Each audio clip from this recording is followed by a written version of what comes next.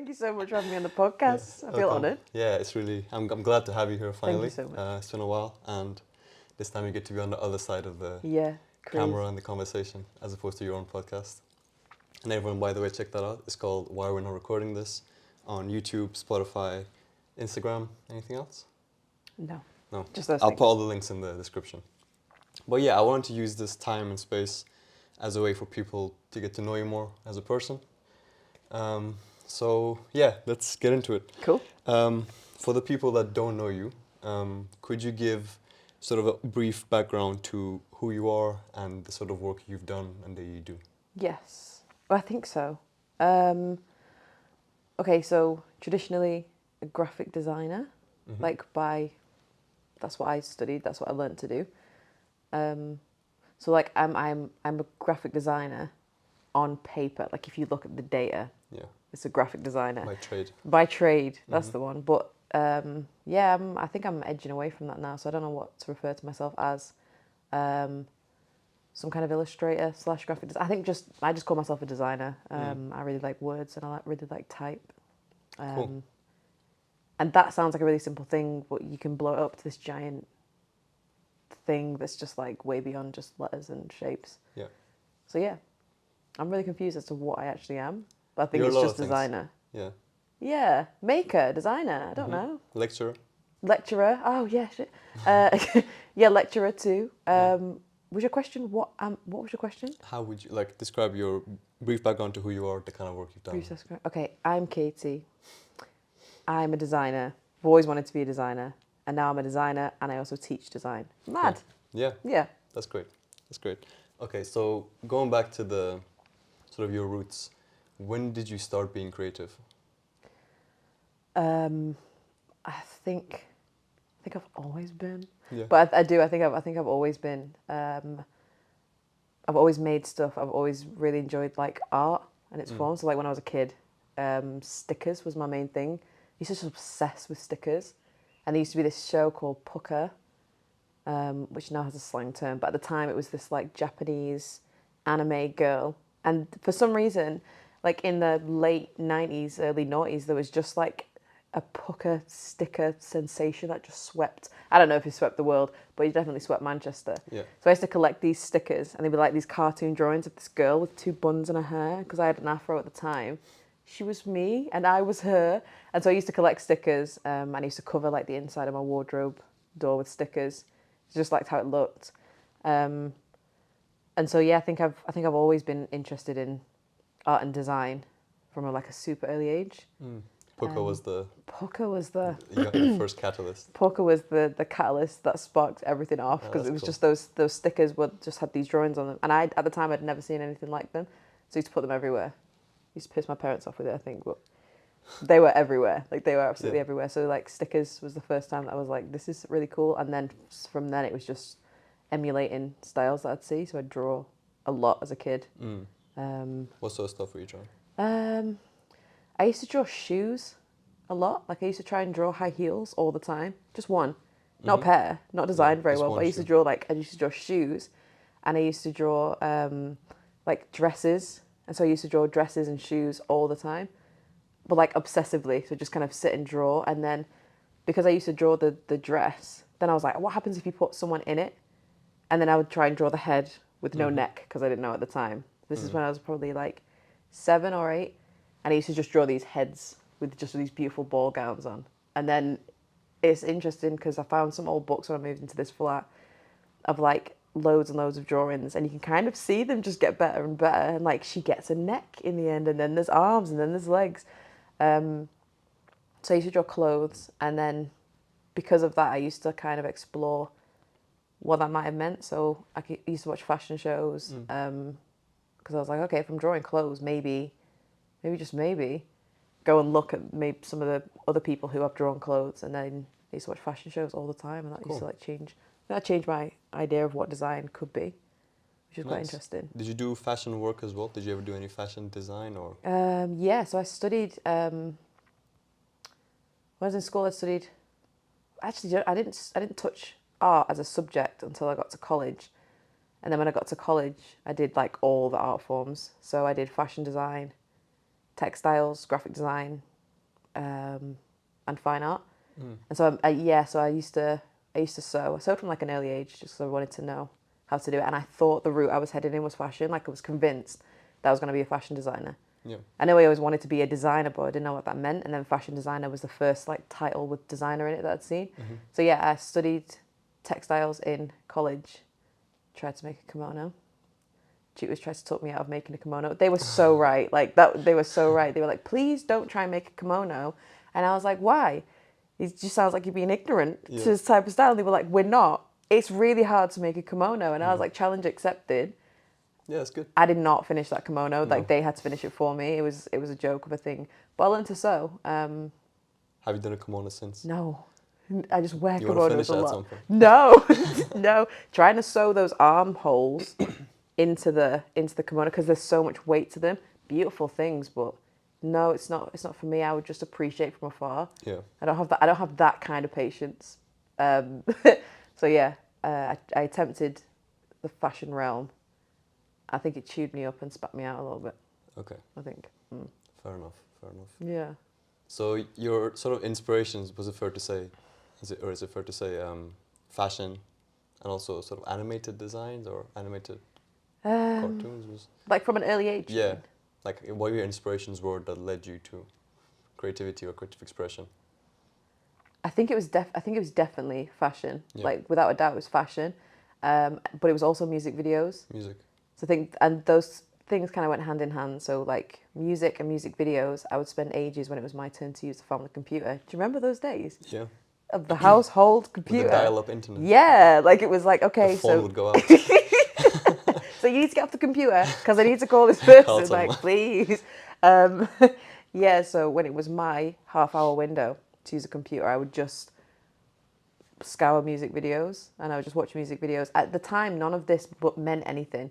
And like I wish I was on this like clear-cut path and I could sit there and be like, yeah, so it was fashion, and then I'd see the type in those music videos, and it's not true though. Like I just liked music videos, like a lot of R&B. So I saw a lot of scantily clad humans as a youth because like everyone's naked in those videos.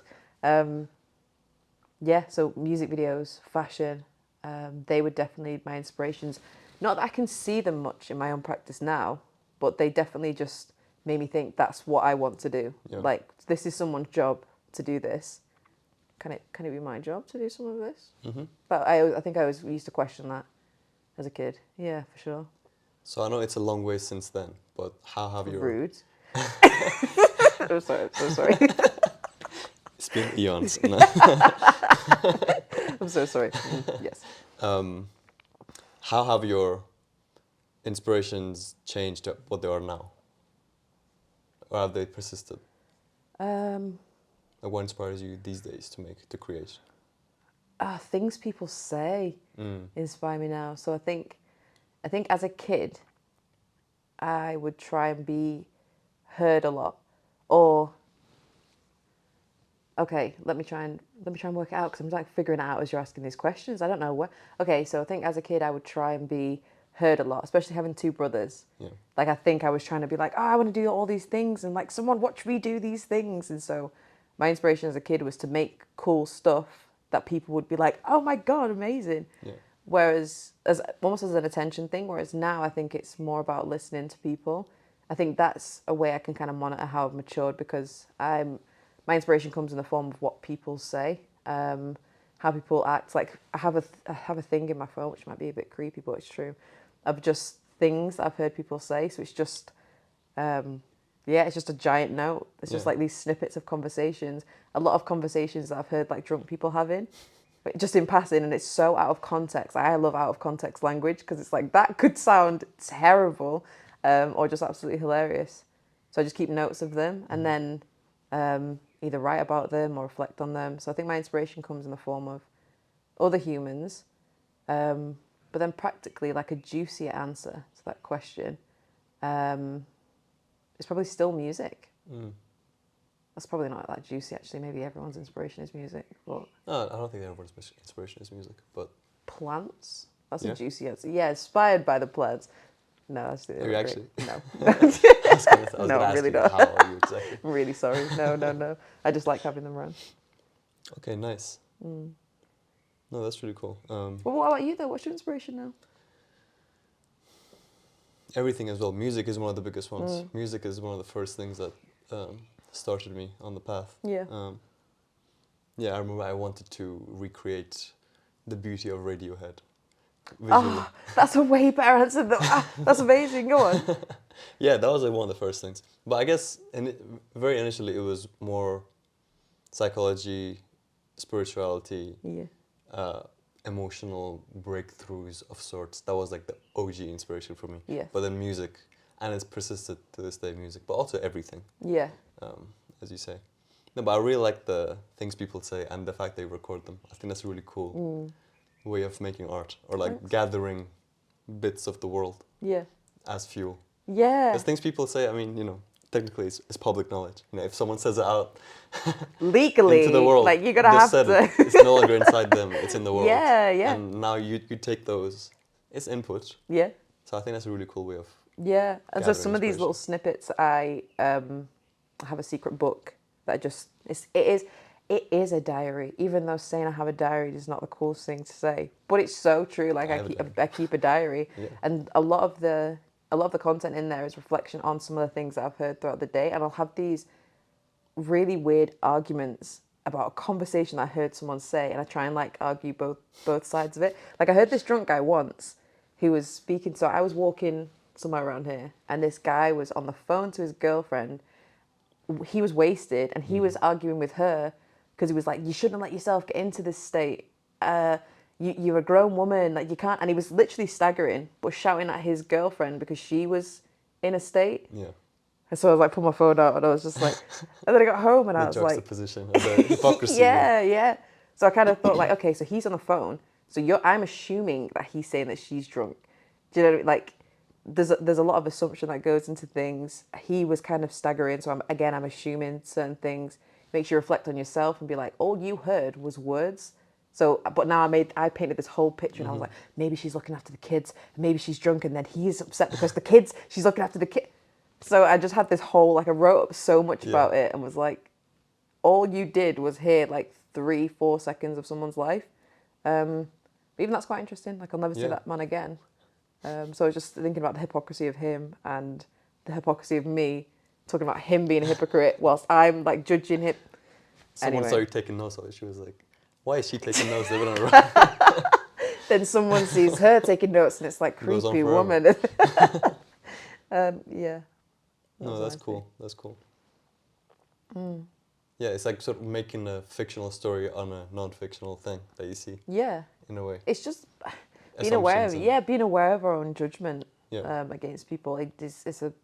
We all do it, even though we can all try not to do it. But we all do it. We all make judgments. And so writing in this book, because I'm kind of, with a lot of things, like when we had the conversation with Nate the other day, and then that conversation of, is art, how do we word it? Art for attention, and like designing and making things to put online for attention.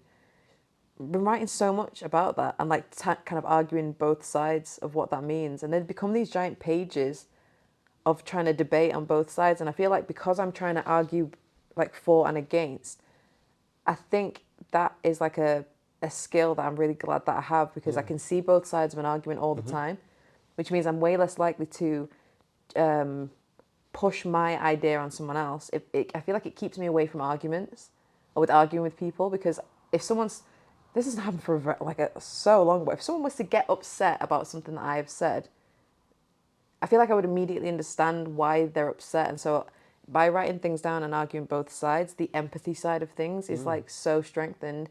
And in this current climate of life and existence, I think that's such an important thing to do. Super So important. I've accidentally found a way of like strengthening it for me, Yeah. which I bloody love. Yeah, I love that too. Yeah. I relate with that as well, because Nice. I'm always a see both sides Yes. kind of person too. So, yeah. With that, do you ever feel like you, because you argue both sides, do you ever feel like you don't have, not like that strong of an opinion on things? Do you ever feel like you lose your own opinion because you kind of have both sides? Sometimes it's like that. And I've had situations where people get angry at me for not Really? not choosing a side. Yeah. Interesting. That. What are your thoughts on that? If someone gets angry with you, how does that make you feel? Misunderstood. Yeah. Because although sometimes there is a time and place to take a side. Yeah. I don't know what the saying is, but the phrase for like someone that's on the fence, there's some phrase Yeah. about it. I don't know what it is. So I think there's a time and place for choosing a side. But at the same time, I really like to see both sides, just because as a way of understanding the world. Yeah. You're not boxing yourself into an ideology that might not even have been yours in the first place. Right. Just because someone said something, it's like, oh, well, that must be the right thing to do. Yeah. If you argue both sides, I think it just keeps you open to the idea that someone else might be right, and that person might not be you. But that idea of not being that opinionated is a brush I have been painted with. Is that a phrase? Oof. It is now. Oh, I think it's close, but I don't think it's that. But that works. And it's seen as a bad thing. I think to be on the fence about things, I think it's seen as a bad thing. But really, I think that's amazing. If you're just open to listening to people. It's like that thing I won't forget Lawrence saying, which was like, you don't have to have an opinion. Like you just don't have to have an opinion. You don't have to say anything. Sometimes it feels like you do, especially in social media culture. Like if something big happens, people get angry for everyday people not speaking about something. It gets complicated, obviously. Yeah. Because some things, maybe, one side is more right than the other. So that's definitely true. Like sometimes there is way more clear answer. Yeah. Of like which side sort of should take priority. Yeah, what's right and what's wrong. Yeah, what's right and what's wrong. To you, it's different to all of us. For sure, but yeah. for sure. But at the same time, I feel like if you want to understand the world and solve a lot of the problems in the world, you also have to listen to the people that oppose you because they're part of the world. So like if you're trying to solve a problem, you can't just deny some people's realities and existence or try to like push it away by ignoring it. Yeah. Ignoring it or only valuing your side or paying attention to your side might not. It probably doesn't solve the problem going on with the other side. It doesn't at all. I feel like you have to understand both sides and then go about finding a solution. Absolutely. Yeah. I think it's like that. It's a thing that when you see it in arguments, especially when you see it in like big scale arguments where it's like a whole I can't really talk on politics because I don't get into it at all. But when you see the both sides, the red and the blue, and they're fighting with each other, no one's listening to each other. Everyone's just telling each other that they're wrong, and it reminds me of like being a kid and your parent just just being kind of like rushed off their feet, and you're asking something and like just no, like this because I said so. You don't respond to that. Like we don't respond to that. Yeah, it pisses me off. Even as a kid, it's just like, well, fuck you, okay? Like I'm just gonna do it anyway. It doesn't work. It doesn't work. Yeah. So like you have to sit. You have to be patient. And if you take the analogy of it, treat it like a kid. Sometimes they're just saying shit that's just so annoying or just gibberish, and you just kind of have to be like, okay, like I'm listening to what you're saying. I don't understand what you're saying, and then you respond because they react. We're all humans. One's just smaller than the other, and I just don't think it works to just dismiss what someone says because it's just wrong. Yeah. I'm a big advocate of turn comments off on social media.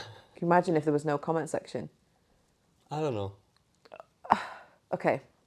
There's value to the comment Let's do it. Let's put it in practice. Like we're doing it now. So okay. what? Just turn off the comments? I say turn off the comments. On this episode. Turn off no one comments. On social media, let's just use Instagram because we say social media, but what the fuck is that? I'm talking Instagram. It's like the only one I use. And Threads. Ugh. Instagram, if you turn the comments off, then all you do is you see an image, you have a thought, and then on to the next one. You keep it to yourself. You keep it to yourself. You mind your business and you scroll on to the next post. Whereas sometimes I see a post and then like it'll be someone doing something like really cringy or really stupid or like really dangerous. And then everyone's heard it before. That comment in the comments that says size, open comments. Do you know what I mean? Yeah. Or is that really like really weirdly meta? No, I get you. But you go to the comments and you're just like, the engagement is seeing what other people have said right now, but it's usually really toxic and it can be really mean, or it can just be people saying things with like no factual backing, and it's just people taking things as fact. And sometimes comments have more likes than I just don't think social media is a space to engage in conversation in a comment section. That's bold, yeah. But then the thing is, if you turn off comments on Instagram, someone will just take a screenshot of it, go to Twitter, and then they'll start a conversation about it. Yeah, and okay, if they're gonna do that, then Yeah. they really wanted to comment on it. Sure. Okay, then go do that. I Then just they- don't they think can have it. Instagram is an appropriate platform for human beings to speak to each other on. There's no accountability for anything. You can't punch someone in the face Sure. on via comments. All you can do is really upset someone, and then they're just sat alone. Yeah. And I just think it's really dangerous. So Yeah. if they turn comments off Instagram, I reckon loads of people would leave. Yeah, probably. But I think, to be honest, what you're touching on, I think, is a problem with social media in general. Yeah. The fact that you're not sitting in front of someone when you say something. Yeah. Because it happens on other forms, on Twitter, on Facebook. Yeah. People say outrageous stuff to each other. Outrageous. To strangers. Yeah. Or like, I've seen people comment, again, on Instagram or Twitter, on like celebrities' posts or people that are have a bit more of a following. Yeah. And you can tell the way people are talking in the comments is, even though they're commenting on that person's page, on that person's post, but they're talking to like a third person. Like, why does he Yes. not? Who are you talking to? Yeah, it's like, they're talking to the crowd So true. about the person commenting on his Yeah. post. So it's like someone's on stage. It's like what Kanye West did to Taylor Swift. Right. He gets up, turns his back, and he's speaking to the crowd instead. And it's that kind of energy. And you speak about them to the crowd Right in front there. of them on their platform. So yeah, Yeah. It's But a big problem. you think that there's a conversation and there's another side to it in terms of. I mean, I feel like it's just a whole thing with social media in general and internet and digital communication. The fact that, you know, the accountability thing, the real life element is just removed from all of the internet. Yeah. So I think that problem exists like throughout the whole system. It's like a problem with the whole thing. Yeah, yeah, absolutely. But yeah, I don't even know how we got to that topic, but I loved it. Turn them off. Turn them off. Turn them off. No one comment on this. So your way of creative expression, the sort of art that you make, right now is a lot of typography. Yeah. Unlike, for lack of a better word, but unlike the philosophical side of things, what would you say? Would you say your upbringing, or how do you think your upbringing has shaped your way of expression and your creative style? My upbringing. How's my upbringing impacted my creative style? Ooh. Okay, so I just paint the picture of my upbringing. I'm a middle child. I have an older brother and I have a younger brother. Parents are cool, really, really cool. My upbringing was pretty normal, swayed way more to the masculine side of things because, I don't know, females are outnumbered in my house. My brothers are really tight. So my upbringing was really cool. Was never pushed away from doing art. My dad is like a really vocal person as well. So my dad is like super confident and will be like in a shop speaking to someone, and you're like say my dad goes into a shop and he's speaking to the shopkeeper, and it's like, oh, it's so good to see you, blah blah blah. Like my dad is really sociable like that, and you'll be like, who you speak? Like, do you know that person? And he's like, yeah, I've never met him in my life. So my dad has always been that one who's like really, really he's just really confident in how he speaks to people. So I've always watched that and been like, I like that. Mm-hmm. And so I think conversation in that sense has been really important in shaping who I am. Because I always saw that and I was like, that's so cool. Like you can just speak to strangers. That's really cool. Without this idea of like stranger danger. He was just like really open with people. So I think that shaped who I am. And now the work I make is, what I'm trying to do now on social media is just be a bit provocative. So like I do a lot of like word vomit kind of posts where I'll kind of start with one thing, and so I'll just work for ages.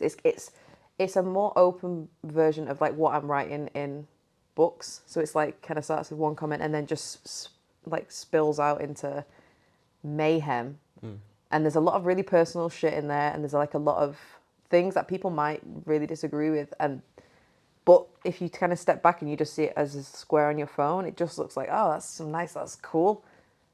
But when you look kind of closely at it, I feel like I'm oversharing on social media with some of the things that I'm saying and some of the things that I'm doing. So it's it's socializing in a way. I'm just trying to connect my upbringing because I don't know how my upbringing has I think impacted it's it very connecting. well. I But think it's connecting.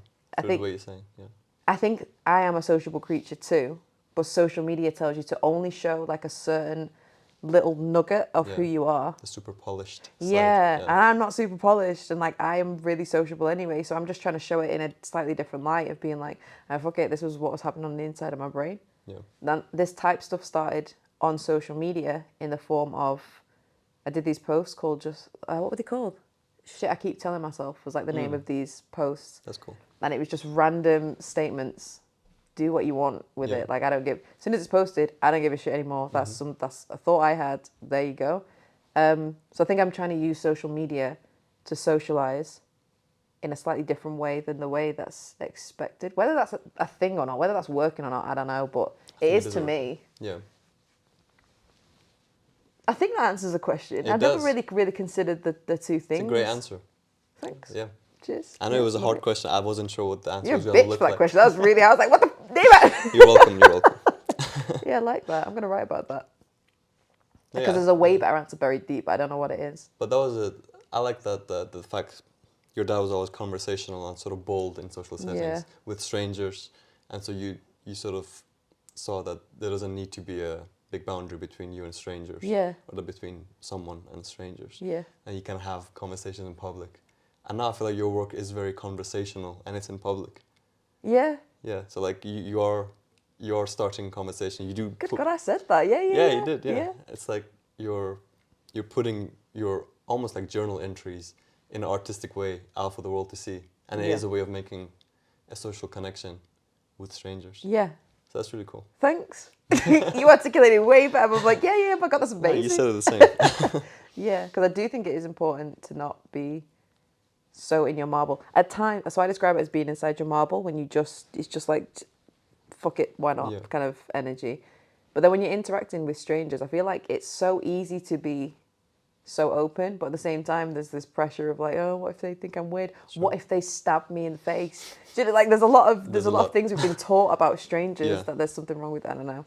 So yeah, I think that's always been a thing that's just super important, is to just be like, Breaking the barriers. Yeah. Yeah.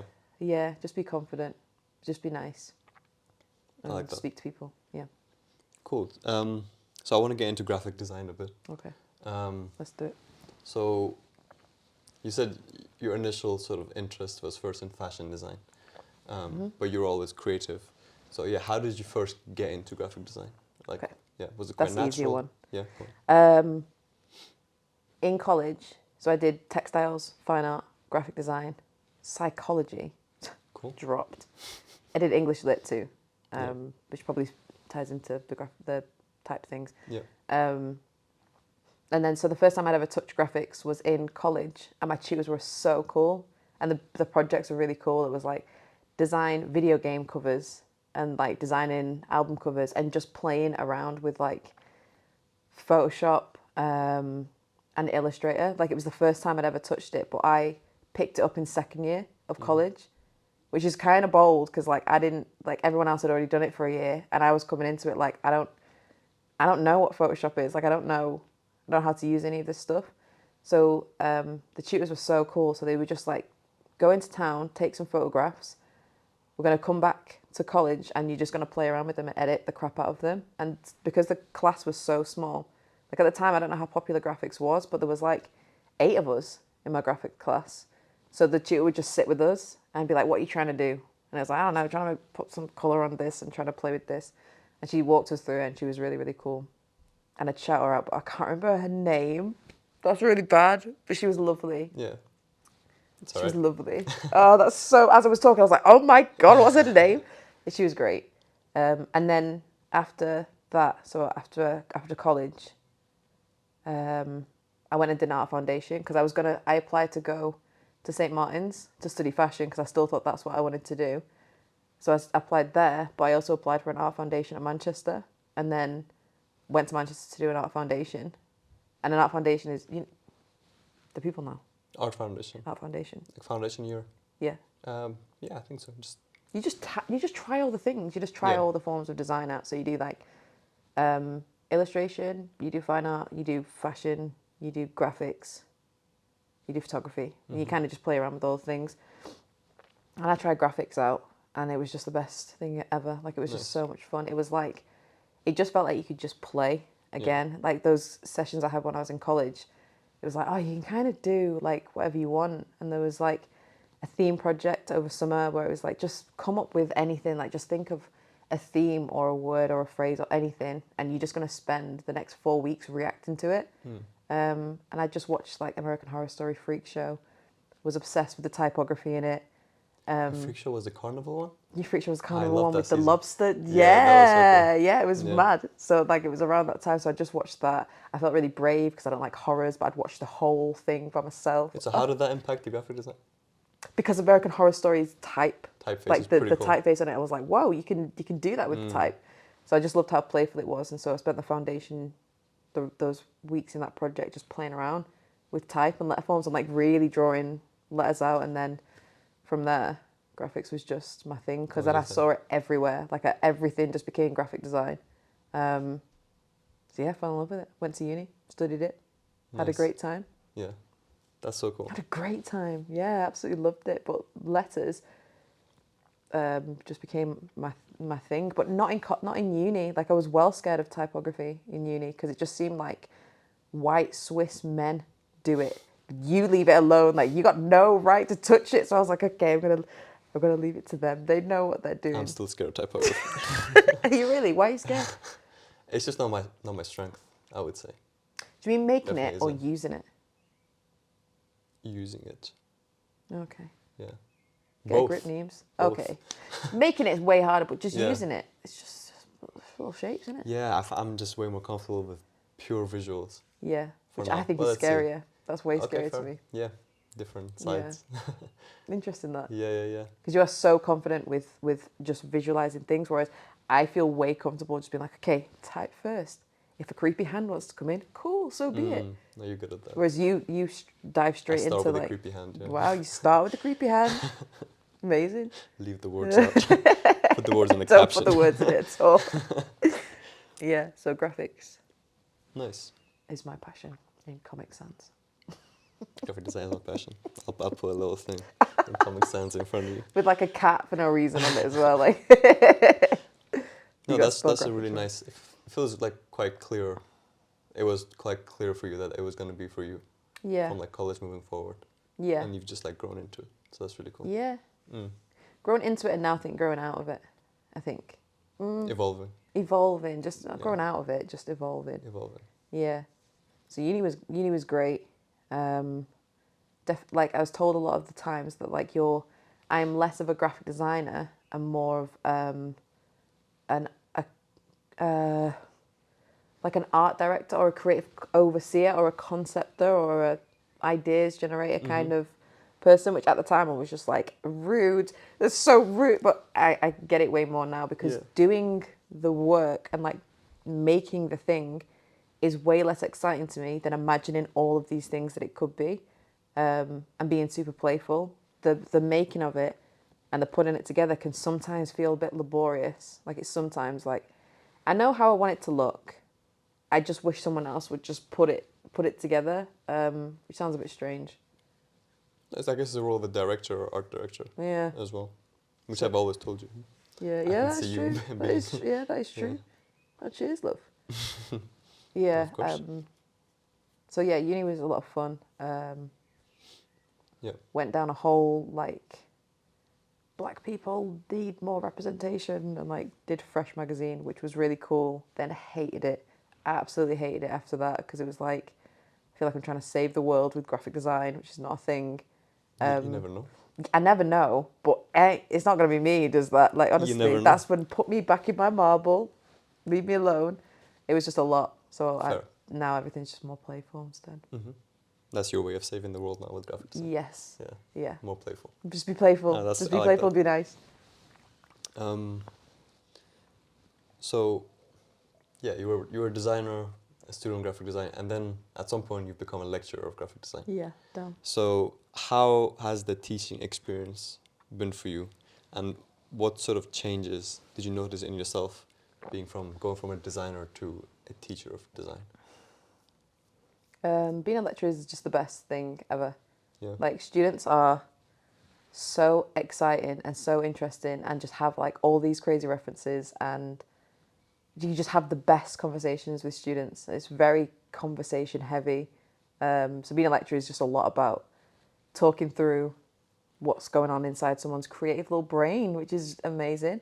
And so being a designer is very solo. Like it's a very solo task, and you feel like you're working really you're working in the middle of the night, just like alone, just hoping that this looks right, Yeah. or someone's gonna like this. Whereas like teaching it feels like it's like a whole creative community, and everyone's in it together, and no one's working alone unless you don't come in. Mm-hmm. Then you're working alone, but by choice. Yeah. But if you choose to engage, then like you're working with like a whole creative family, and so it's nice to like for a student to have a problem, but the same person's having the same problem, whether that's like a software problem or whatnot, and you just like you two need to speak to each other, and then they speak to each other, and then it's like, oh, we're gonna collaborate on this project. Like, being a lecturer is amazing. It's absolutely amazing. That's really cool. So connecting people, Yeah. but also way more of a communal experience Yeah, than definitely. just being a straight up designer. Yeah. Yeah. And then I feel like I go home sometimes and I'm like looking up references that I got throughout the day. I think there's a misconception about like my least favorite part of the job is giving lectures. Okay. Like that's probably my least favorite. How come? Because traditionally they're long and they're boring, Mm. and people don't have the attention span to sit and be talked at for like an hour, maybe more than an hour, and I'm really conscious of that.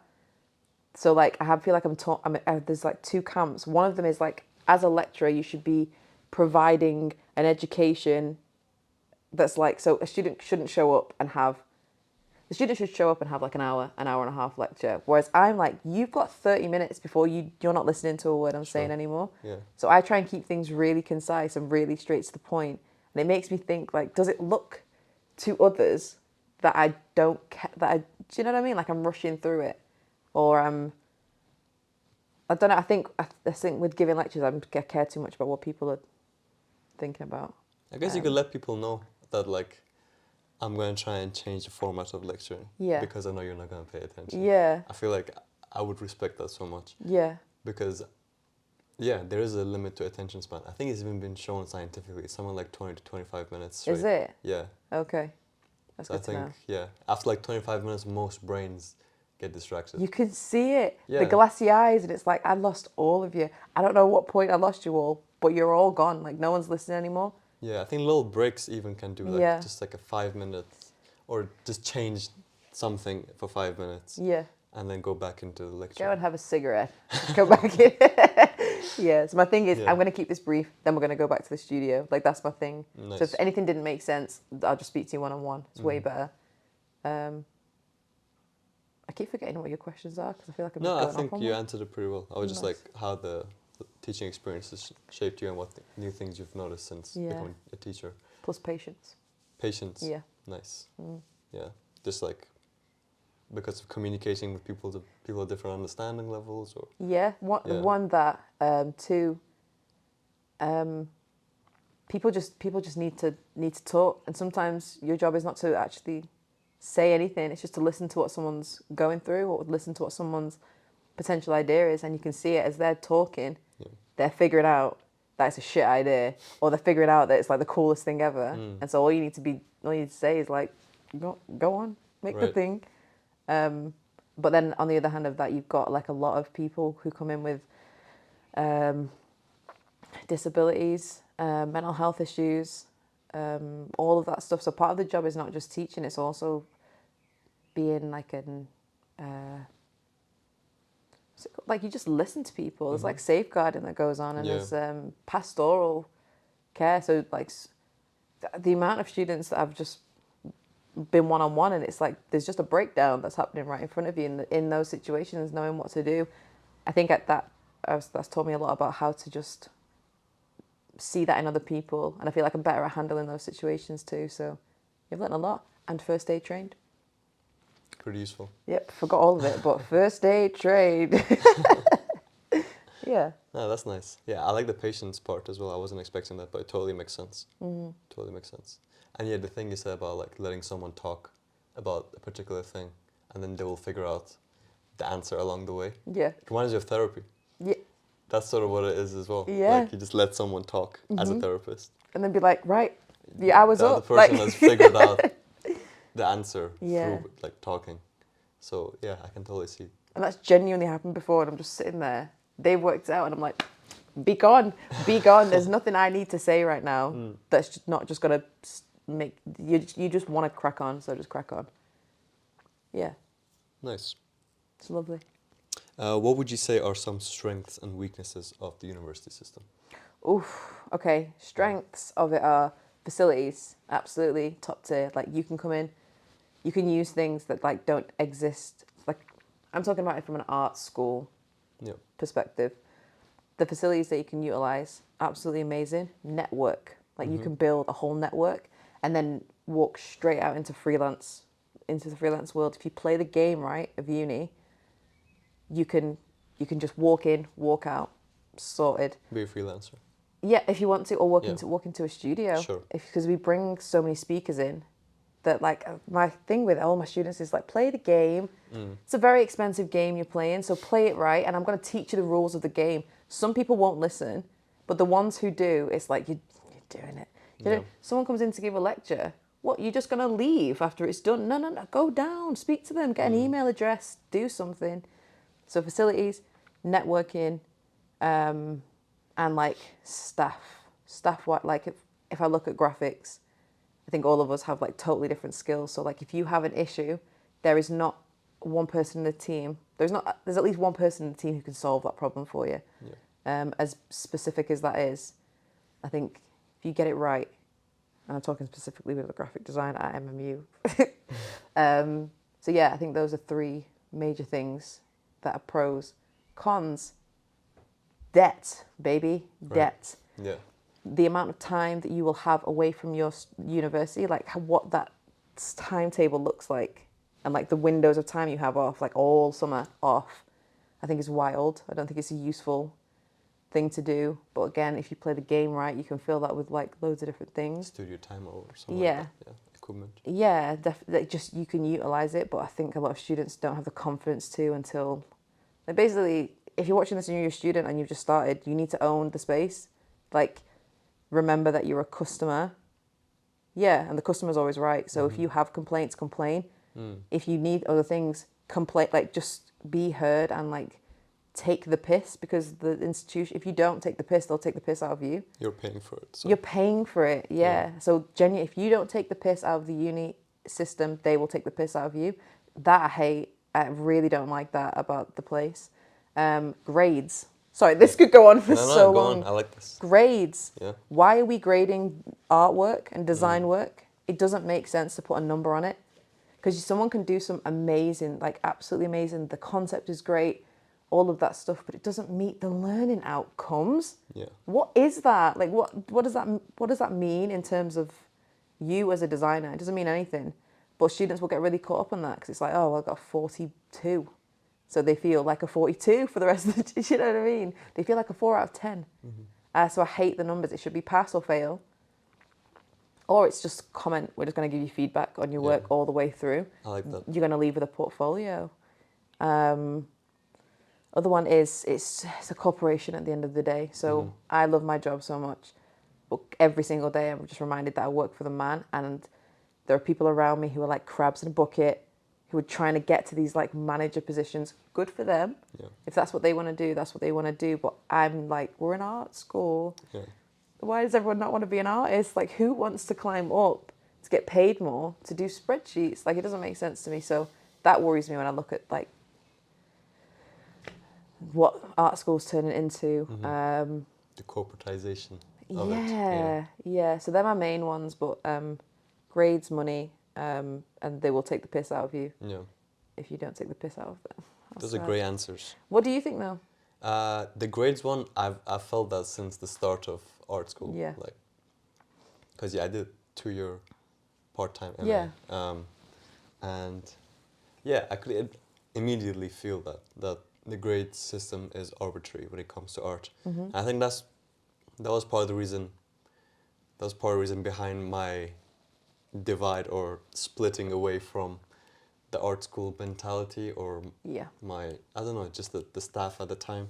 Even though there was tons of positives, Yeah. as you mentioned too, like the network, the facilities, just the people being The in that mental space environment. to just be a student is amazing. Being surrounded by creative people, Yeah. all of that is priceless. It's pretty expensive, it's not priceless. Honestly, like, that was a poor choice of words. It's very valuable, Yeah. but you pay for it. Yeah, But it's still yeah. very valuable. But yeah, the grade system, I always thought, is subjective. Like at the end of the day, someone is judging that, Yeah. and it's like one or two people are judging that. And if you're, I don't know, I feel like, firstly, the lecturers really have to be good at staying objective Yeah. and not letting their taste, It's a really hard thing to do. As a Right. human, it's a really Yeah. hard thing to do. not letting their taste infiltrate the Yeah. judging of the work, as opposed to like just having a really open mind about art Yeah. and just seeing whether something is good art or towards a good direction of being good art or design. Yeah. And then, yeah, not putting their own agenda or filter on it Yeah. when they're giving the grades. So that was one part that I always struggle with. And to be honest, no, I mean, it wasn't that much of a struggle for me because I ended up just not caring Yeah. about grades. Yeah. And it's not that I did badly, but I just was like, at the end of the day, Yeah. I have to be like, if I'm satisfied with the piece of work and if it rings true for me, Yes. it feels true, it feels good, it feels Yeah. like valuable to me. What does it What matter does what the someone else number gonna say? mean? Like Exactly. like someone that's from a different background and they say, oh, actually, I would have done this differently. You've lived a totally different life, but they're not you. Yeah, and also another thing I think is that a lot of revolutionary art or design or just any sort of like thing, technology, whatever that comes, it's usually things that haven't been seen before. Yeah. And like the great artists of like when people think of the great artists like Dali or something, they did things that weren't supposed to be done. Yeah. Like they broke some rules, they challenged things that were traditional. Yeah. Yeah. And if someone has a traditional way of judging things and they were going to look at it, they'll be like, well, actually, this is supposed to be done this way. Yeah. That just takes away the revolutionary aspect of it. So I always felt that, like, if something's original, it might not be liked, but I value more the originality Yeah. than the grade. Yeah. That I really says- like that. Yeah. Like, that's not how it's supposed to be done. Yeah. Means you're in a box. Yeah. So like, what, immediately. you want me to like do Yeah. how it's supposed to be done? Do it how I don't you really would. wanna do that. You would do it. Like, Yeah. what's the point? You may as well make my portfolio because I don't. Yeah. Right. So yeah, firmly agree with that. I think it's really hard to say that to students. I used to say that to students when they came in first year, in my own tutor groups. I would talk about the game, and I would talk about the grade, and I would say a lot of stuff that I felt about the institution, but how great it was that they were here and they were with us, and like if they listened to what we were saying, if they truly listened to what we were saying, that they could learn how to play this game properly. And then I remember saying that I used to say this because I would start with like, I'm Katie, this is me, fuck your grade. And then I remember saying that to people I work with, and they were like, "What? What?" They were like, if they don't get grades that are high, that are passing or that are good grades, it looks bad on us. It looks Yeah, like that's the we're not problem. teaching them right. Yeah. So I was like, "Oh, I don't think I was supposed to tell you that I was saying any of this stuff." But I still say it to those students that, the ones, because I don't see the whole like I'm the teacher and I just see like all these different humans in a room. So the ones you click with and you gel with and the ones you can have a real conversation with, they're the ones who I'll explain the games. Yeah. The Rules of the game? rules of the Yeah. game, yeah. And the whole fuck your grade thing. Mm-hmm. I've had some really Yeah. honest clapback about that as well. People Yeah. have been like, but I do care about the grade. Sure. If I get a good grade, then it means that I'm on the feel right better path, about I'm on the right themselves, track. yeah. I'm like, cool, okay, that's fine. Like, I'll just leave, that is, do you, Yeah. boo-boo. Yeah, I guess it depends on what works with people. Yeah. But I As can't- much as I'm yeah. saying that, I can't push what I think onto someone else because maybe they Sure. need that. Yeah, that's true. Yeah. Yeah, I can see the problem of like the having to meet quotas for having to reach like however many passes or Yeah. however many distinction or whatever in a year Yeah. for the staff to look good or for the staff to get more funding. Yeah.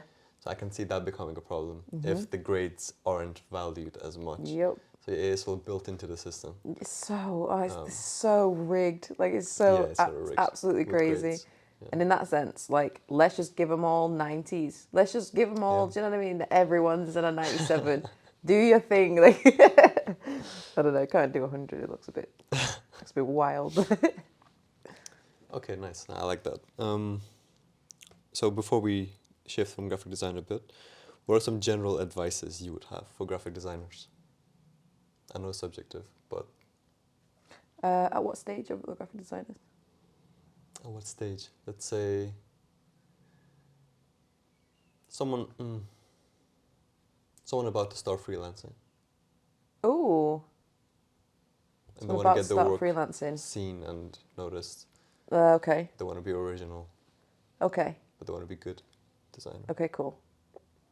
Okay. I'd say go through your portfolio, and anything that took you ages, or you didn't like doing it, or the process wasn't enjoyable, or there's any part of it where it's like, oh, it's a bit long, or I don't like the outcome, fucking take it out. Like take it out immediately, because I don't know what the theory is. I don't know why this happens, but if there's a piece of work in your portfolio that you don't necessarily like, or you didn't enjoy the process of making, that will be your client's favorite piece of work, and it means you're going to be stuck being paid doing a project again and again and again, like Groundhog Day, that you really didn't enjoy doing. So like just clear out your portfolio.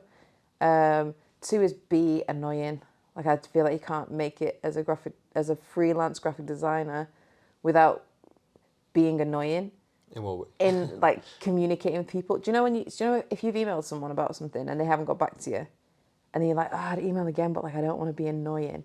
That I'm saying be annoying in those ways. So like anytime you think you're going to be annoying someone, so you resist the thing you want to do because you don't want to be annoying, go the opposite way and just be annoying.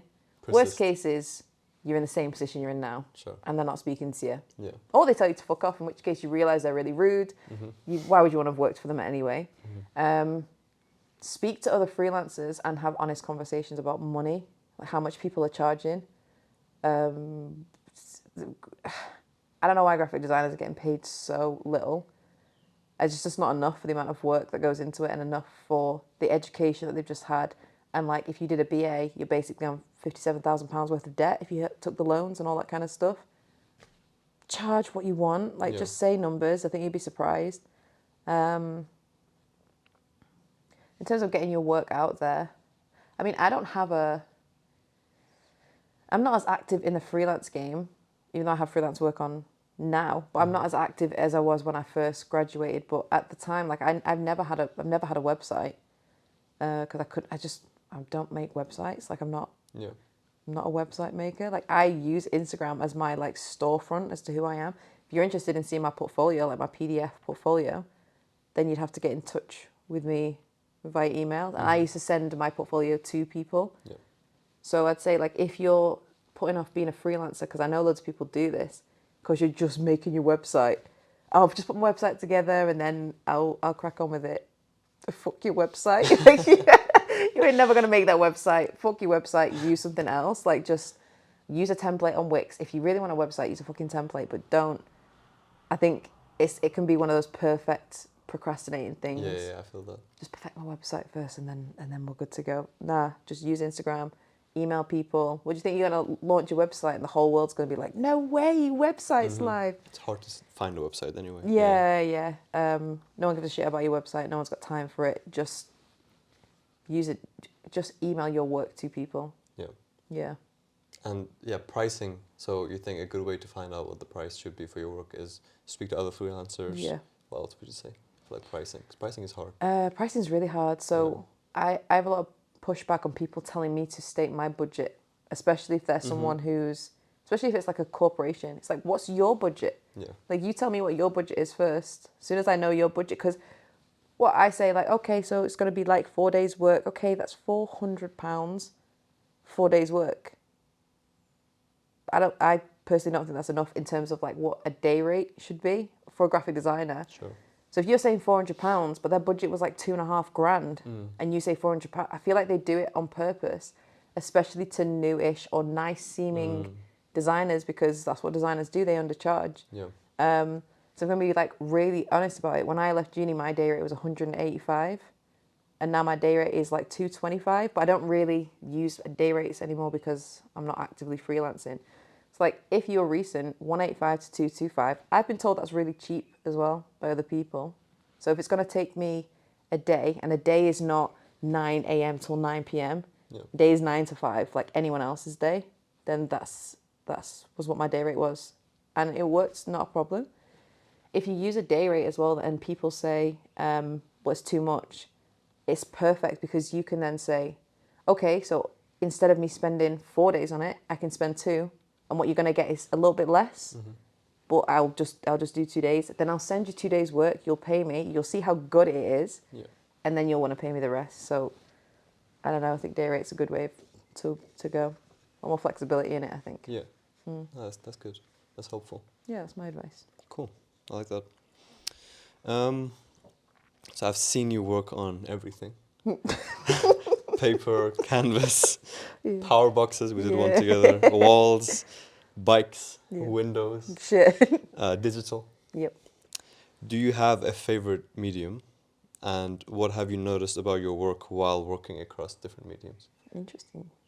Yes, I think my favourite is glass. Glass. Yeah, Nice. I really like working on glass at the minute. Why? Because working on glass adds an extra challenge. I always like things like the hardest possible way. Like the hard way, great. But with glass, like 9 times out of 10, you're working on a glass which is going to be seen facing you. So you're working on it this way. So you have to do things backwards. I don't know why I love that so much. Oh yeah, that's quite hard. It feels quite hard. I don't think it's.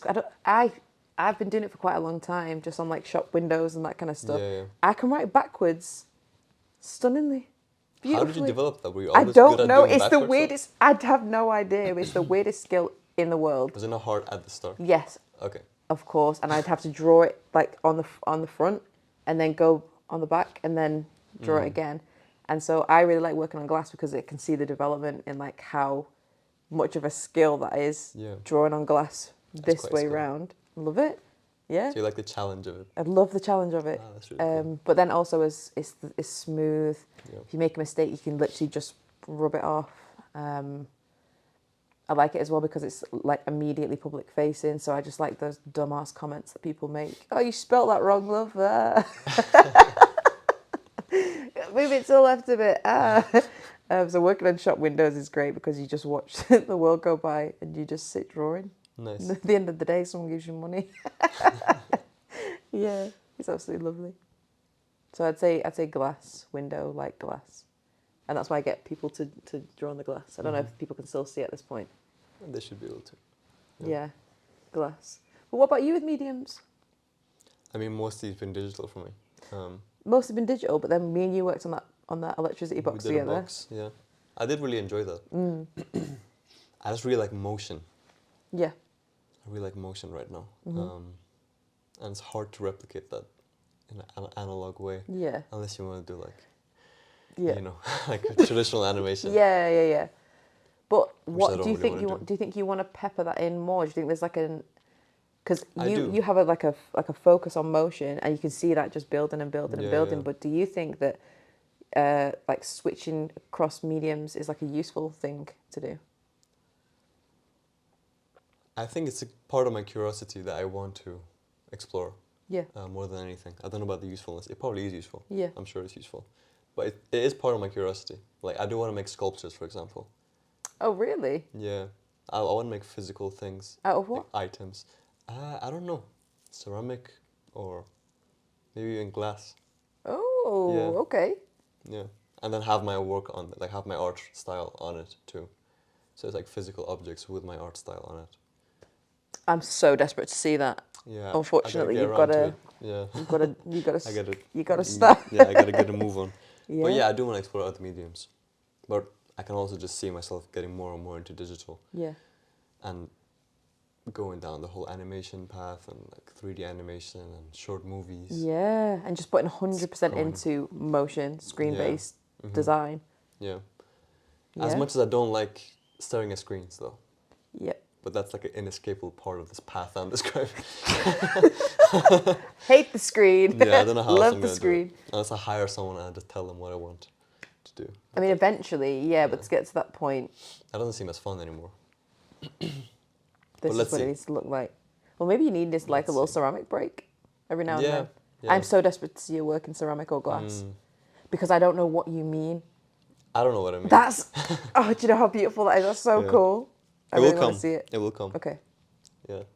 if it's glass, I'll be waiting there at the finish line to put some words on it. It'll be there. It'll be there at some point. Yeah, writing backwards. Now it's finished. That's sick.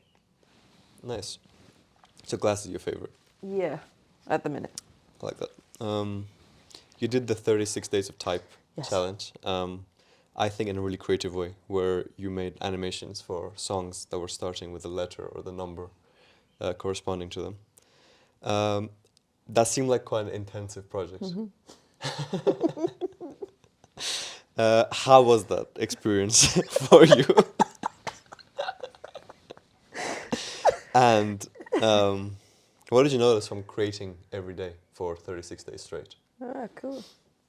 Okay, it's only funny because you know how it was. I know it's stressful for you, yeah.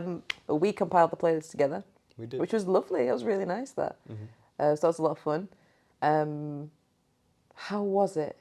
I learned so much about stop frame animation, like so much, and from the first one to the last one, the development is just crazy. So to look at that now and be like, started with A and it's literally like 2 seconds. It's like Angel. Yeah. And then the last one, which was 0. Wait, was it 0?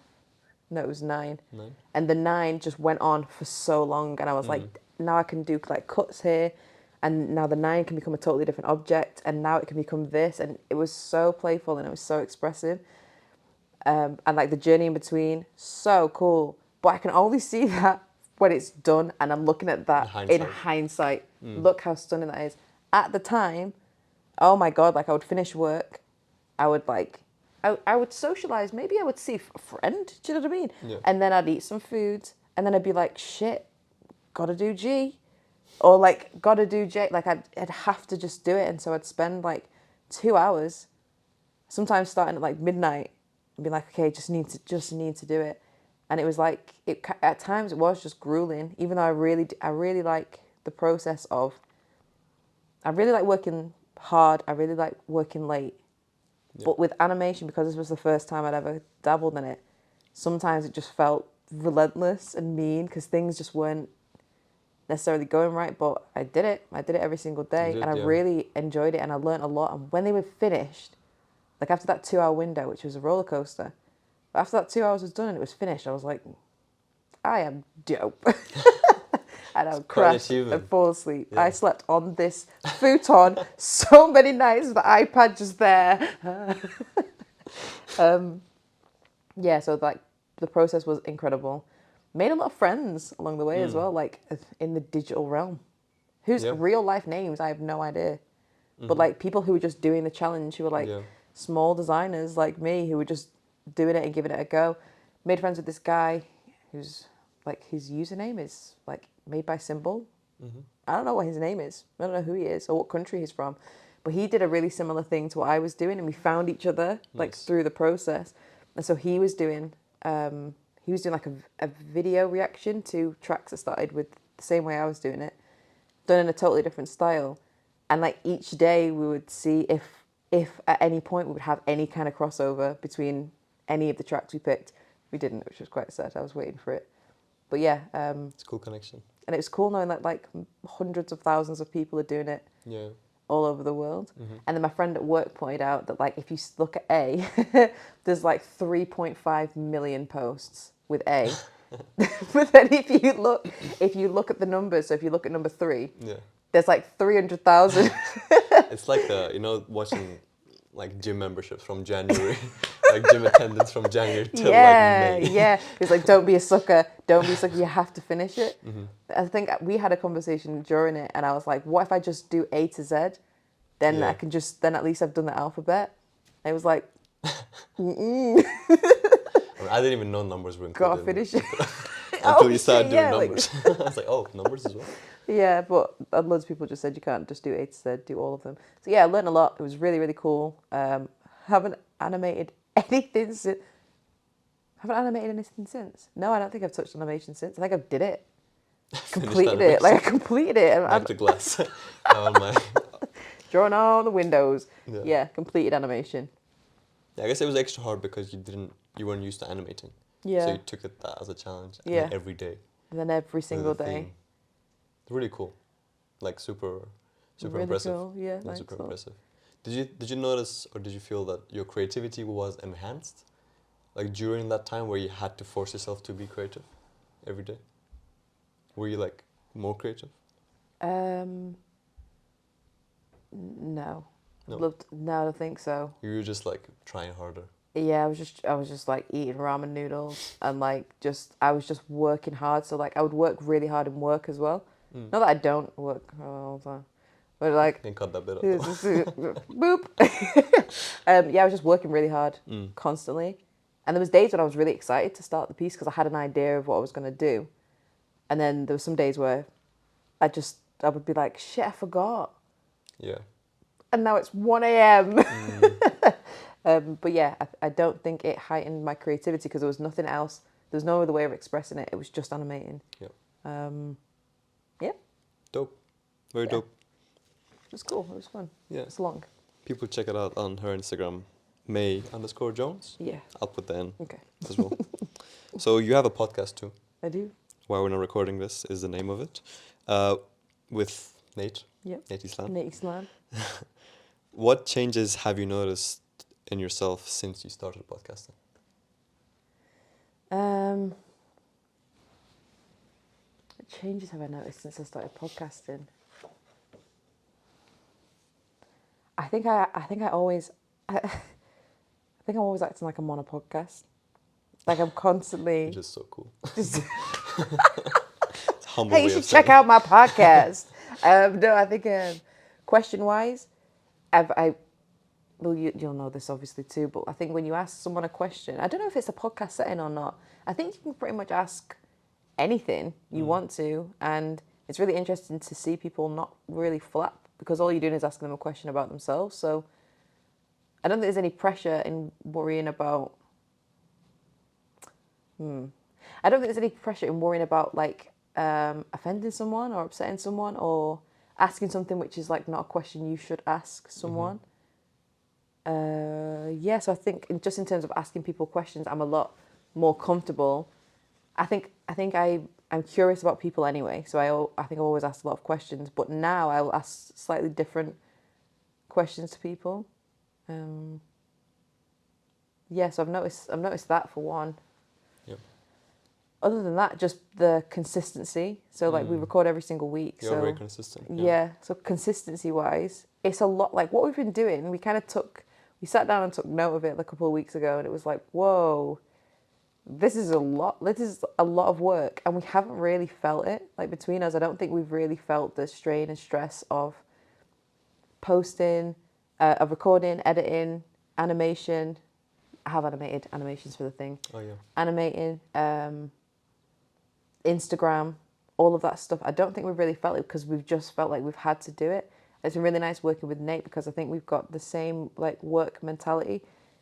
I think we do too. Like we're always doing something. Working, and I've even noticed this now, like whenever I'm chilling with Nate or whenever I'm chilling with you, we're constantly doing something. Yeah. There isn't really the element of like sit down, chill. It's like we're just doing things. And so that I think has been built up too.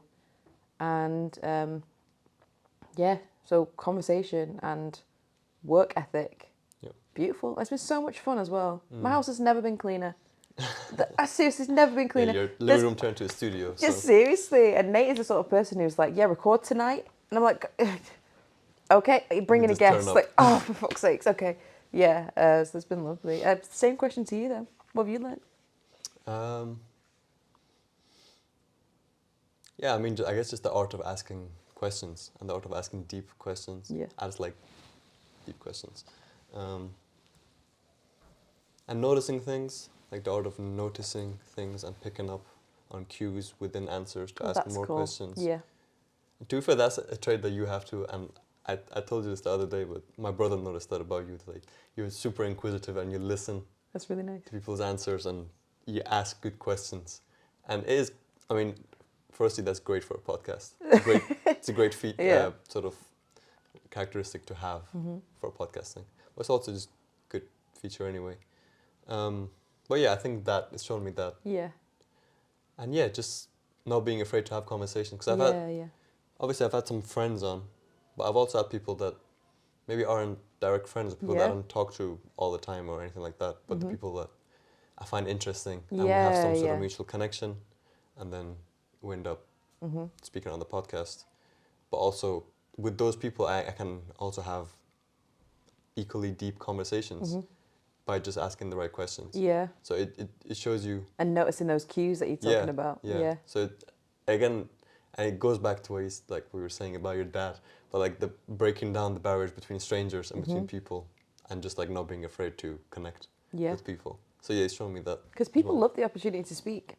Yeah. I don't think I do as much. Like, I've had a beautiful time on this podcast so far, but I think I much prefer asking questions and listening to things, because sitting down, I'm just like, I don't. You're doing a great job. Okay, thank you. But in my mind, I'm like, Anyway, I kind of wish I had said that about the cues thing. A question to you: do you, because we do podcasts differently? Like, me and Nate don't have any questions prepared. Yeah. Not even a theme prepared, which is because someone's watching this and they're like, "That's why shit." No, but it's a different type of podcast. I would say. We just bring people on that we More think natural. are interesting, and we just it's more about just documenting the conversation in itself rather than the content of it. Yeah, just the meeting. Yeah. Just watching the conversation. One, why do you write the questions down? Two, do you ever find that it's like hindered you, or have you ever gone fully off script and you've not even used it? I've never gone fully off script, but I do go off script. Yeah. Throughout the podcast, Yeah, I've done it a few times during this one. Oh yeah, no. Because if you hadn't, it would have been like, okay, cool. Anyway, you can feel it. So, but I don't feel like it's hindered me. Cool. And it's sort of this format of podcast that I wanted to have. Yes. So that's why I decided to prepare. Yeah. And also, especially I guess when I was doing podcasts with people, or when I do podcasts with people that I don't know as much, but we just have a connection. Yeah. And I know of them. I know of their work or their contributions to the world or something. I have to prepare because I don't know them enough to just like hang out. Yeah. It's our first time so ever true. talking. So what's your favourite kind of biscuit? You need some structure. Yeah, I get that. I guess it also started because I was doing it just audio across the world sometimes. Like my first ever episode, my guest Ail Craigo, he was an artist in Spain. I've never met him. Yeah. Don't even know what he looks like. No No pictures of him on the internet. He's like he's like a super off the grid guy. Interesting character. That's interesting character. Yeah, I recommend that episode. Cool. But so yeah, people that I don't know and that you can't hang out with in person, then I just felt like there needed to be some preparation. Yeah. And I like the structure, I guess. And I think by preparing questions, for me, it allows me to ask the questions I really want to ask about to someone.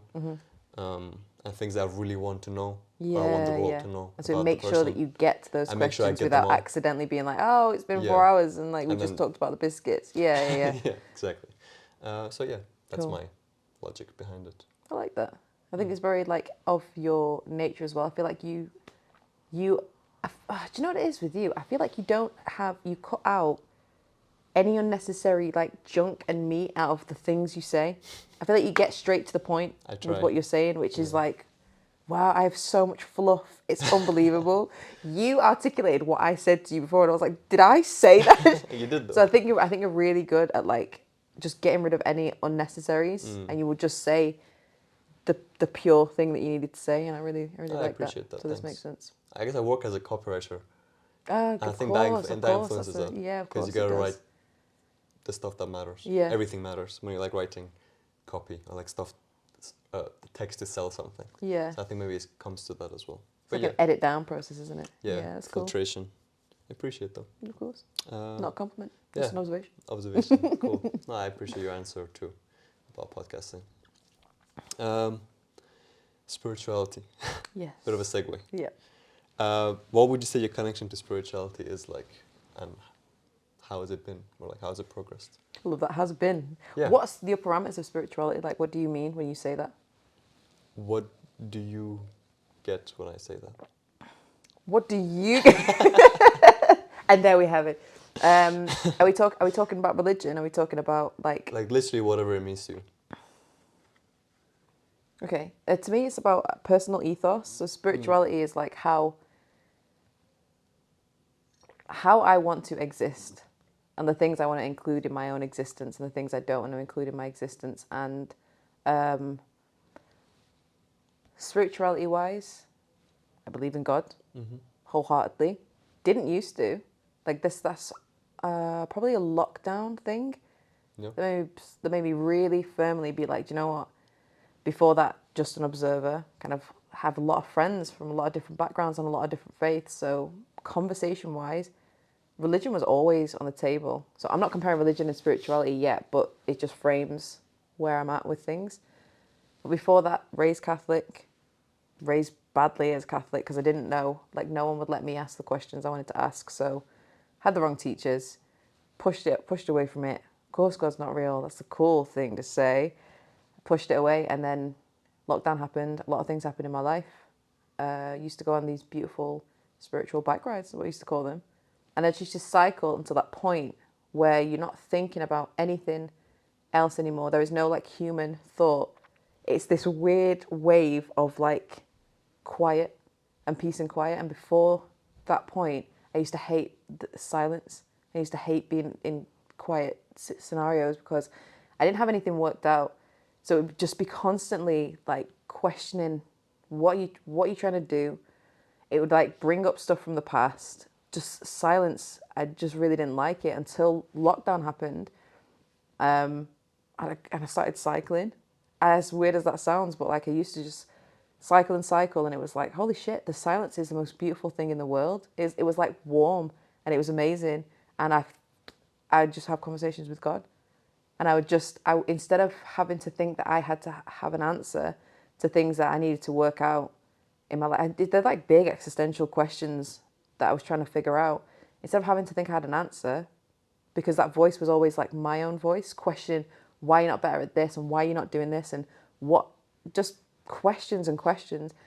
And then the backgrounds came, and then I was asking the questions to a higher power. I'm going to say God because I think it's easier to say that. I think higher power, it doesn't really flow off my tongue very well. So yeah, I would just have conversations with God, and they were so good. Like in the silence, I heard everything that I needed to hear, and I would just come back looking like I was tripping balls, and I'd just be so content with myself and just so happy and like, yeah. And that's where a lot of art stems from. That's where a lot of like all of this stuff seems to be. Oh yeah, the cameras.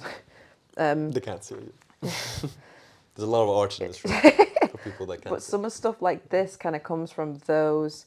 It's like purging those initial questions and things that were like those horrible voices, and then all I had left was the clear voices. So now, constantly, I will try and do activities or try and do things which bring me back to that like state of that warm quiet and not the cold quiet, like the loud quiet.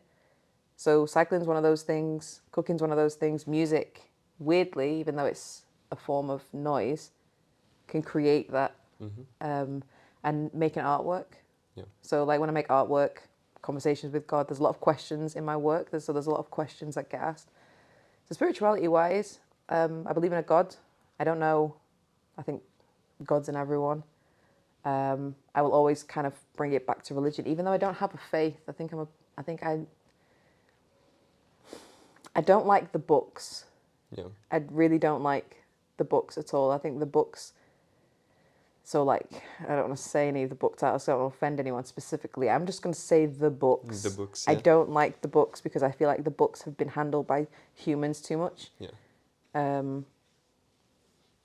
And I just think some of those beautiful metaphors and some of those things that could be left up to me to decide what I want to do with it has already been told Like I'm already being told what I'm supposed to do with that information by another human, and it doesn't sit right with me. So some of the stuff in some of the books, I'm like, what? Why? Why would I need to do that? I don't feel like I need to do that. That doesn't resonate with me. So I don't follow any books. I just go on godly bike rides.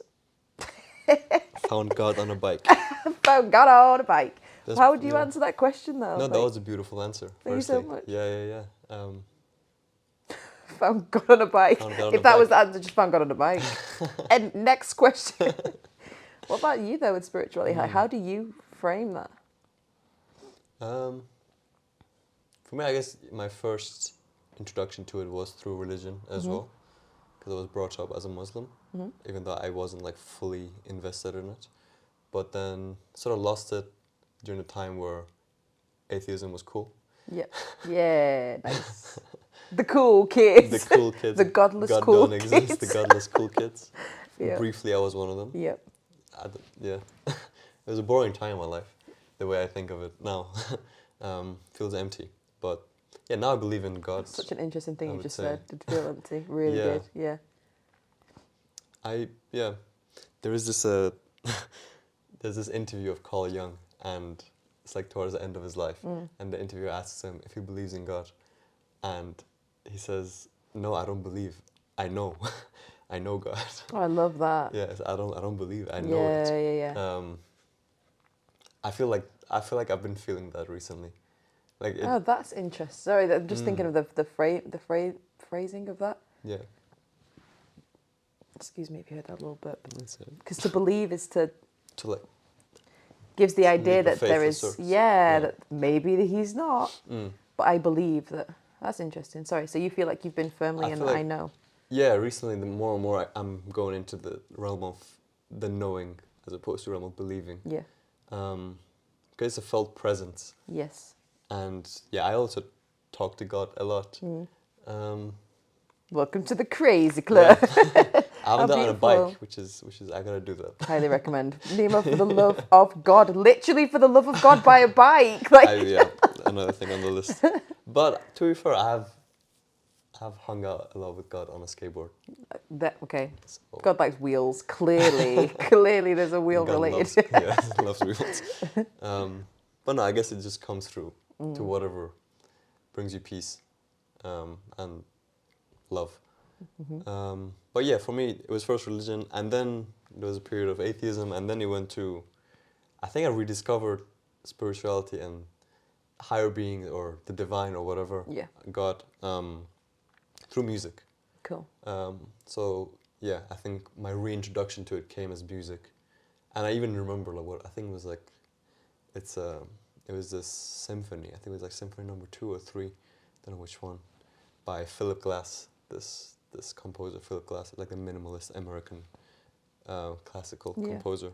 And I remember listening to that for the first time in my room with headphones, and I just felt like I was levitating. It's so cool. Like the world just opened up, Yeah. and I was like, okay, that was the first time I felt like a metaphysical Yeah. nature of reality. And I knew there was more to life than the physical, Yeah. and I felt it. Yeah. So it started there, and then meditation got me more in touch with that Yeah. as well, that sort of presence, that world. And then it just sort of went from there, and it just sort of intensified. Different spiritual teachers, Ram Dass was one of them. Yeah. He really did a number on me. Listening to Ram Dass opened me up so Yeah. much. Sorry. Really did a number on me. He did, like, I gotta give him credit. Yeah. I listened to like so much of what he's put out, and yeah, it helped me a lot. Just make sense of the world Yeah. in a way deeper way. And yeah, nowadays it's just infused into everything. But yeah, art brings me a lot of spirituality. Yeah. Music does a lot. Activity, it can actually be found in anything now. Yeah, Yeah. and it's one of those senses that. What a beautiful point to have reached. Yeah. I still don't feel God all the time. I don't think we're forget. supposed to. Yeah. I really think it's supposed to be ebbs and flows. Yeah, So in maybe. a constant state of flow, I feel like it would just send you crazy, because then what's the point of anything else? You know, like I feel like you wouldn't be able to focus on anything else. It's too distracting because you can think of this beautiful. Yeah, if you're 100% in the God's mode all the time, then Yeah. maybe you How do you wouldn't. go to work?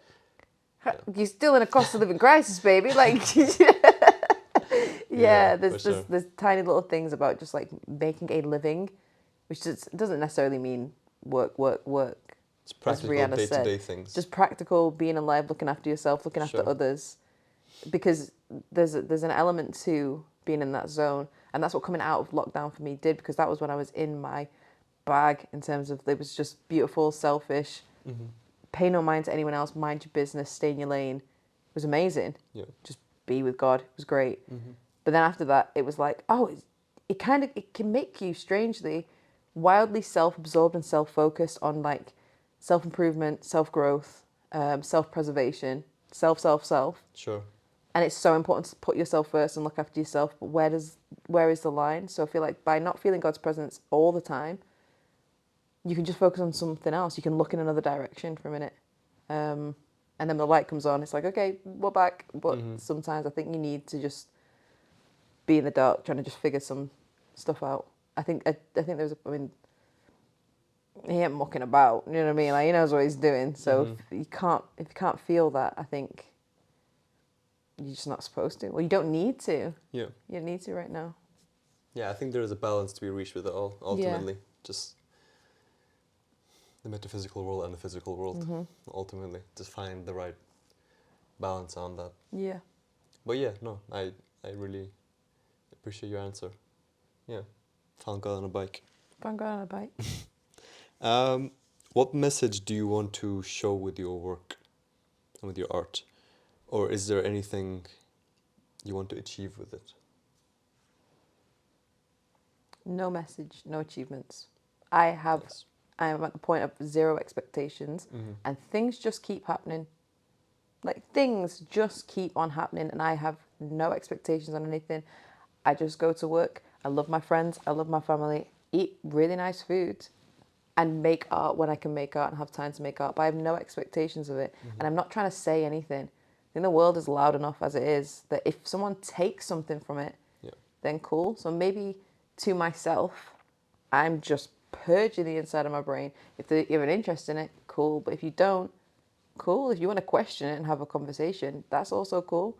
I am very calm with no one giving a shit about anything that I make. Like, I love it. I love every single thing I make. Like, every single piece is like, if others don't, I don't give a shit. So weirdly, no, I don't think I have a message that I'm trying to say, and I don't want it to go anywhere.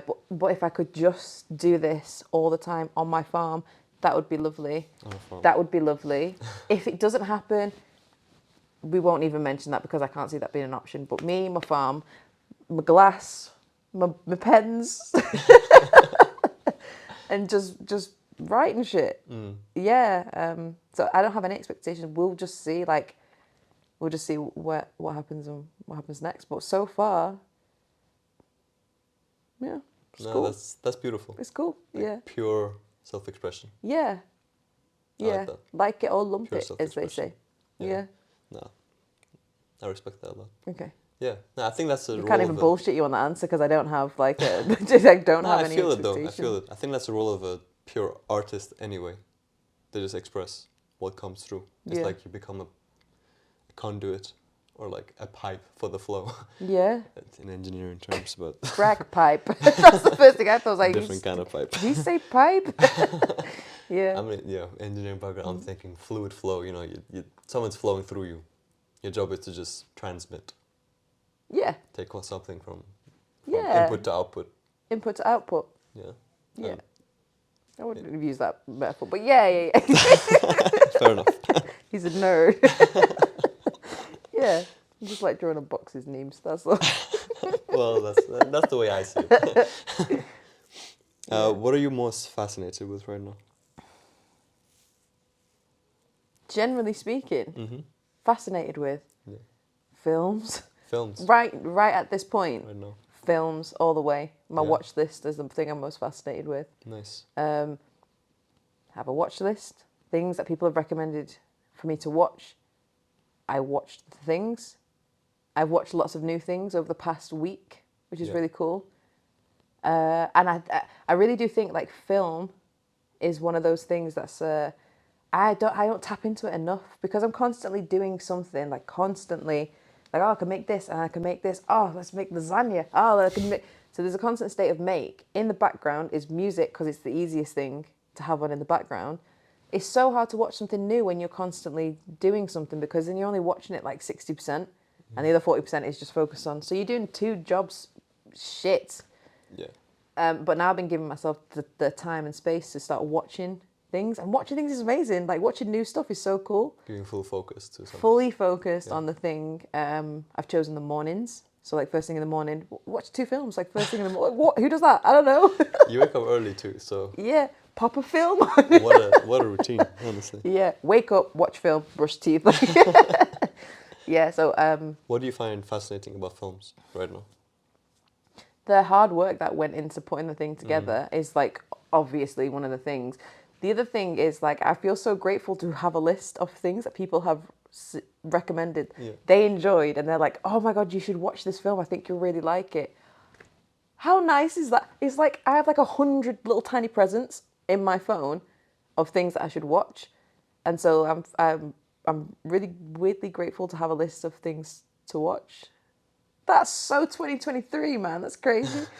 But so watching the films has been great because it's like I can remember who told me to watch it, and I can understand why they told me to watch it because it's like very them.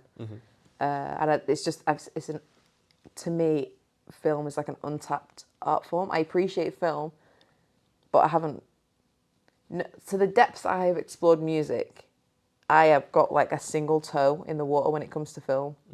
So I'm just giving myself a bit more space. One, to just stop for a minute because if I'm going to watch it and someone told me to watch it, you may as well just watch the thing. Take it in, yeah. And then 2, I know a lot of cool people, so the films are all sick. They're all really, really good films. Yeah. So like that. That's what I'm. Wait, what was the question again? Yeah, what are you most fascinated? Okay, good. Because I was like, were you just like? Just on a tangent about films. I don't know what. So, like I said again, what's your favorite beverage? Yeah, that's what I'm most fascinated by cool. now. Yeah, a lot of inspiration can be taken from films. What's your favorite film? They are works of art. Yeah. Interstellar, I think, is my favorite film. Have you seen it? Seen it. Amazing. Wait, is that the one where they're in this weird little pod? They go out, they come back. It's been like 40 years. Yeah. Mad. Such an emotional scene. That Wow. One. Yeah. I've been waiting. That is crazy. Soundtrack is amazing. Production. Some real physics was discovered while making the film. What? Yeah. About, Really? like black hole physics. Like studying something about black holes. Seriously? Yeah. So they found out some actual physical thing about the universe while making the film. Nerdy fact. I feel like you should have a thing on your podcast where it's like nerdy fact. Just goes. Nerdy fact of the day. They call it an input-output. Nerdy. Oh, that's crazy if I watch it again. Hey, every engineer will understand that knowledge. Sorry. Every graphic designer will sit there and be like, you should put text Nerd. here. You should use Calibri. You're going to be judging my choice of font on this episode. No. Yeah. But yeah, Interstellar, amazing movie. You have a favorite film? I do have a favourite film. It's a really weird choice though. What is it? We need to talk about, I always get the name wrong, Kevin. I've heard of that, I haven't watched it. Is it serial killer stuff? School shooter? Yeah. Something like that, right? Yeah, school shooter film. That film is like, it's crazy that someone made it. And because you think about it, like you're trying to portray this kid who goes and shoots up a school. How can you do that without being like offensive to someone who's been in one of those situations? How can you cast that? Hey, young boy, we need you to play a school shooter. Like without that being like a cliched. I just think it's amazing. I just think it's an amazing film. It's got that guy who's friends with Will Ferrell, the curly-headed man in Step Brothers. What's the curly-headed one though?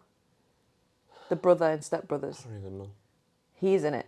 And it's like, what's he doing in this film? Owen Wilson? No. I don't know. I know who that is, so that's really not him. But there's an actor in it that you wouldn't expect, so you see an actor in a different light.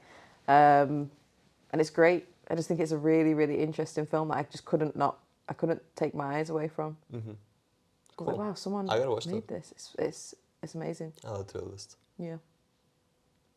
Yeah, TV shows, well, and I already recommend you do this, but Succession, it is like Yes. hot in the market right now. It's hot. It's I kind of moved hot. it to position 3 Okay, cool. on the watch list. I So. thought it was on 2. No, we got them down. Because Boiling Point was nudged ahead, so I had to watch that today. And then. Oh no, to be fair, movies and series also. Series takes more commitment. So and I HBO, understand like that. who's getting the HBO? Yeah, And, like, I know you're gonna send me a link, but that's fair. yeah, if you heard your computer right now, I don't think I want to be streaming. Sorry. Okay, cool. Last question I have for you. Okay. What is your definition of success? See, on our podcast, we just say, like, what's your track of the week? And you just come up with these questions. This is a question I've asked a lot of my guests. So. What's my definition of success, personally, to me? Mm-hmm. Like, if I still wake up in the morning and the sun is shining and I'm, like, grateful to be alive, Yeah, that's pretty successful. it is. If I'm gonna keep it as beautiful as that, then that's what I'm gonna say.